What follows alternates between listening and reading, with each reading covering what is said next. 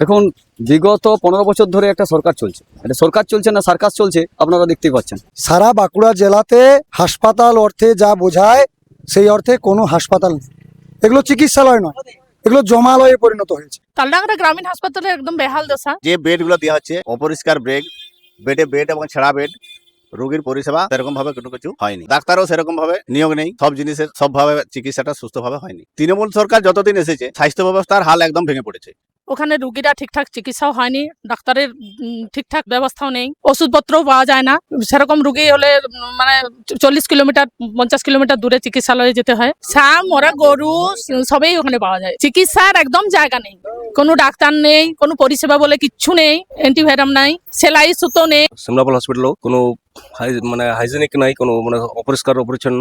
একটা হসপিটালও দেখুন ঠিকঠাক নেই, না ডাক্তার আছে, না তার পরিষেবা আছে, না সাধারণ ন্যূনতম যে ওষুধ সেগুলো কিন্তু আমরা মেলে না। কৃষি প্রধান জায়গা, এখানে মাঠে ঘাটে জমিতে জঙ্গলে বিভিন্ন ধরনের বিষাক্ত সাপ, বিশেষ করে চন্দ্রবড়া সাপের উৎপাত বেড়েছে এবং এই সাপের পর্যাপ্ত পরিমাণে যে অ্যান্টি ভ্যাকসিনের দরকার, অ্যান্টিভেনাম ভ্যাকসিনের, সে এখানে আমাদের নিয়ারেস্ট হসপিটালে নেই। তালডাংরার গ্রামীণ অবস্থা যে হসপিটাল আছে সেখানকার অবস্থা অত্যন্ত বেহাল। আজকে রুগী নিয়ে গেলে রুগীকে নিয়ে নিশ্চিত যে রুগীটা আমার ফেরত আসবে এরকম কোনো বিষয় নেই। তার কারণ হচ্ছে যে হসপিটালে আমরা কিছুদিন আগে আমরা শুনছিলাম যে আর ওই গরু মরে পড়ে আছে, সাপের আনাগোনা বেড়ে গেছে। এখানে ডাক্তারেরও নেই বললেই চলে, আর কোনো পরিষেবা নেই বললেই চলে। হসপিটালে যান, আপনি দেখবেন ভিতরে কুকুর ঘুরে বলছে, বিড়াল ঘুরে বলছে, পরিষেবা বলে আর কিছু নেই। ব্লক হাসপাতাল থেকে শুরু করে মহকুমা হাসপাতাল থেকে গোবিন্দনগরের আমাদের বাঁকুড়া সম্মিলনী মেডিকেল কলেজ, যেখানের কথাই বলুন না কেন, যে পরিমাণ রোগীর চাপ এবং সেখানে ডাক্তারের নিয়োজিত ডাক্তারের সংখ্যা যা, তাতে করে চিকিৎসালয় আর চিকিৎসালয় নেই, চিকিৎসালয় আজকে জমালয়ে পরিণত হয়েছে। দুবরাজপুর আছে, হাতিবাড়িতে আছে, সিমলাপাল আছে, লক্ষ্মীসাগর আছে। যে হাসপাতালগুলো এমন একটা অবস্থা, এখানে কোনো নির্দিষ্ট ডাক্তার নেই, ভালো কোনো ডাক্তার নেই, অ্যান্টিভেনাম ইঞ্জেকশন পর্যন্ত এখানে পাওয়া যায়নি। হাসপাতালের পরিষ্কার পরিচ্ছন্নতা বলে কিছু নেই, চারদিক পার্থেনিয়ামের ঝোড়, বিষাক্ত সাপের ঘোরাঘুরি, কুকুর এবং বেড়ালের আনাগোনা। ভেতরে দেখতে পাবেন গরু মরে পড়ে আছে, স্তূপ আকৃত, চারদিকে ময়লা আবর্জনা, মেডিকেল বর্জ্য, যে কোনো সময় তার থেকেই সংক্রমণ ছড়াবে।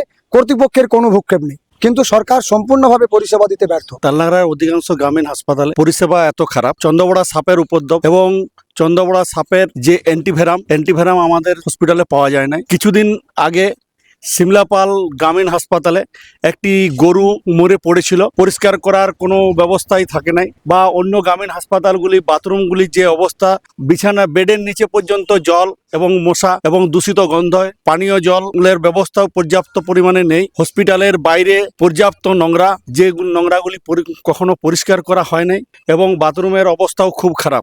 সিমলাপাল হসপিটালে সেলাইয়ের সুতো পাওয়া যায় না, দিয়ে বাইরের থেকে আউট থেকে সুতো কিনে এনে ডাক্তারবাবুরা সেলাই করেন। ডাক্তার তো নেই, একজন ডাক্তারে হসপিটাল দেখাশোনা করে। এটা আমাদের এই সিমলাপাল অঞ্চলেরই এই বাগাখুলিয়া গ্রাম এবং কুল্লিওবা গ্রাম, দুটি গ্রামে প্রায় 250 থেকে 300 মানুষ জন্ডিসে আক্রান্ত হয়েছিল। এটা অনেক আন্দোলন করার পর বাঁকুড়া থেকে একটা টিম এসেছিল, কিন্তু পর্যাপ্ত পরিমাণে চিকিৎসা সেভাবে হয়নি। পানীয় জলের সমস্যার কারণে এটা হয়েছে। রাস্তাঘাট তো আরো ইয়ে হয়েছে, দেখতে পাচ্ছেন যে বেহাল দশা। এক বছরের মধ্যে রাস্তা সব চৌচির ফেটে হয়ে যাচ্ছে এবং ঢালাই রাস্তা পর্যন্ত, পাথর পর্যন্ত উপরে চলে যাচ্ছে। রাস্তাঘাট যেমন কিছুদিন আগে SH9 হলো, 140 কোটি টাকা রাস্তা, ধলডাং থেকে ঝাড়গ্রাম পর্যন্ত। মাস 3 ছিল রাস্তাটা, 3 মাসের মধ্যেই পুরো রাস্তাটা খারাপ হয়ে গেছে, আবার রিটেন্ডার হয়েছে। রাস্তাঘাটের বেহাল দশা, এই মেন রোডটাই দেখুন না, জাতীয় সড়কে এই যে সামনে আমরা দাঁড়িয়ে আছি, এই সড়কের যে পরিমাণ টেন্ডারে টাকা করা হয়েছিল, তার তুলনামূলকভাবে এটা সবচেয়ে বড় দুর্নীতির মধ্যে আর একটা পড়ে। দেখুন, গত 15 বছরে মমতা ব্যানার্জি তো আমাদের মুখ্যমন্ত্রী, কাজ করেছেন উনি, তা আপনারা রাস্তায় গেলেই দেখতে পাবেন যে কি কাজ হয়েছে। আজ 3 মাস 4 মাস যাবত যে রাস্তা, সেই রাস্তা আর তৈরি হচ্ছে, রাস্তা নষ্ট হয়ে যাচ্ছে। আমাদের একটা দাবি ছিল যে মাদারিয়া টু লক্ষণপুর হরিহরপুরের যে রাস্তাটা, এই রাস্তায় একটা বরাবরের জন্য একটা পার্মানেন্ট ব্রিজ চেয়েছিল মানুষ। আজ তো সেই ব্রিজ হয়নি। আর দ্বিতীয় বিষয় যে আছে, যে সিমলাপাল যে শিলাবতী সেতু, সেই শিলাবতী সেতু সামান্য যে যদি একটু হাইট হতো, তাহলেও মানুষ চলাফেরা করতে পারতো। রাজ্য সড়কের কথা ভাবুন, 9 নম্বর রাজ্য সড়ক নির্মাণের 15 দিনও টিকলো না। 140 কোটি টাকা ব্যয়ে নির্মিত রাস্তা, অথচ সেই রাস্তা 140 দিনও গেল না। গ্রামীণ সড়কের কথা যদি আপনি বলেন, আজ ঢালাই হলে কালকে বৃষ্টির জলে ধুয়ে যায় রাস্তাঘাটের অবস্থা। আমরা সেই প্রস্তর যুগে ফিরে যেতে বসেছি।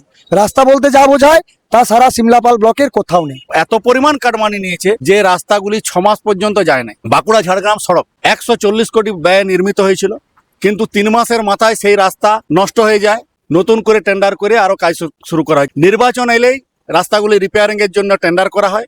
টেন্ডারের টাকার একটা মোটা অংশ রাজনৈতিক শাসক দলের পকেটে চলে যায়। জলের অবস্থা আরো বেশি খারাপ, জলেতে আর্সেনিক বেশি থাকে। পানীয় জলেরও বেহাল অবস্থা। নল আছে, জল পড়ছে না। টিউবওয়েলের জল তো দুর্গন্ধ, প্রচুর আয়রন। জল যে কাদা জল বেরোচ্ছে, এটার জন্য আমরা কিছু বলতে যাচ্ছি। সামনাসামনি কুয়া সব ভতাম হয়ে গেছে, টিউবওয়েল নাই কোনো, আমরা খাবার জল পাচ্ছি না, লোকের এখানে জল কিনে খাইতে হচ্ছে। এখানে অ্যাকচুয়ালি সেই জল জীবন মিশনের একটা প্রোগ্রাম চলছিল কেন্দ্রীয় সরকারের, তো সেটাতে আপনার সেন্ট্রাল গভর্নমেন্ট সমস্ত ফান্ড অ্যালোকেট করার পরেও এখানে কোনো আপনার কারো বাড়িতে কোনো বিশুদ্ধ আর্সেনিক মুক্ত জল পৌঁছে নেই। এরা পুরো পয়সাটাই খাই দিয়েছে। আর এখানে এখনো পানীয় জলের অভাব। সে পানীয় জলটার যে ঠিকমতো পরিশোধন তো দূরের কথা, পানীয় জলের পরিমাণ মতো পানীয় জলটাই পাওয়া যায়। তা সেই পানীয় জলের পরিমাণ যেহেতু ঠিক নেই, এমনকি পানীয় জলের কোয়ালিটি দিয়ে যদি প্রশ্ন করেন, তা পানীয় জল দূষণ মুক্ত হওয়া উচিত, সেটা দূষণযুক্ত হয়ে গেছে।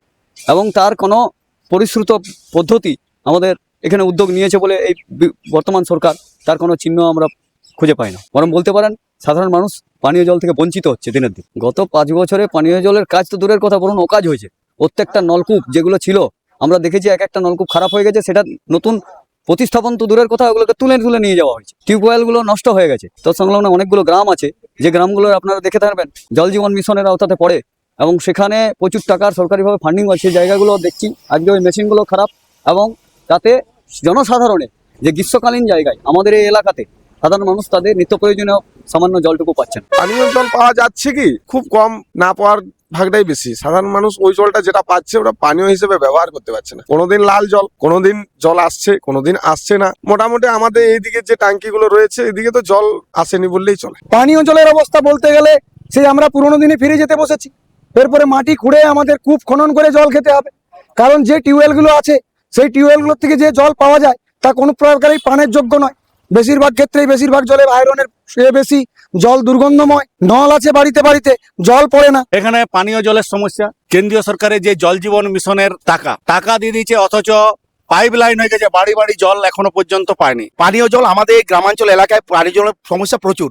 আমাদের এখানে বিভিন্ন জায়গাতে আর্সেনিকের সমস্যা। আমাদের নলবাহিত জল ম্যাক্সিমাম গ্রামেই আমরা পাইনি। নল আছে কোথাও, জল নেই। আবার কোথাও নলও নেই, জলও নেই। 2 কিলোমিটার দূর থেকে আমাদেরকে পানীয় জল নিয়ে আসতে হয়। কোনো উল্লেখযোগ্য কোনো কাজই হয়নি, শ্রী ভাতা এটি ওদের এখন আপনার উন্নয়ন। যেমন এখানে আমরা এখন আছি দুবরাইপুর অঞ্চলে, এখানে যে আপনার অঞ্চল সভাপতি তৃণমূলের, যার নাম উদয় সিংহ, কিছুদিন আগেই তিনি ধরা পড়েছিলেন বালি গাড়ি নিয়ে।